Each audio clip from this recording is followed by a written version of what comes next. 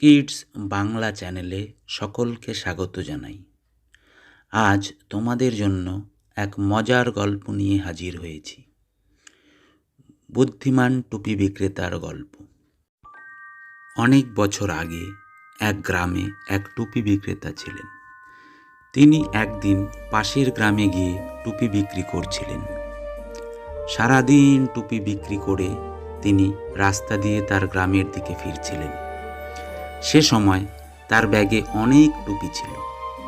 সে চিন্তা করল একটা বিশ্রাম নিয়ে নেবে।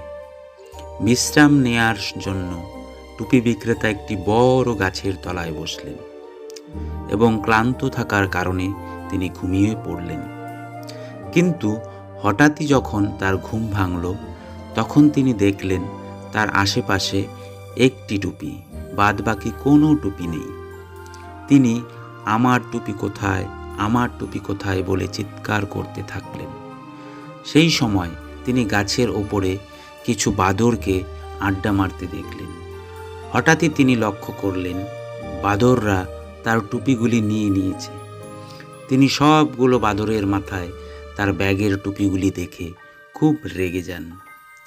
রাগের বশে আশেপাশে মাটিতে পড়ে থাকা পাথর দিয়ে বাদরের দিকে ঢিল ছুঁড়ে মারেন এবং তা দেখে বাদরগুলিও গাছের আপেল ছুঁড়ে মারতে শুরু করে দেয়।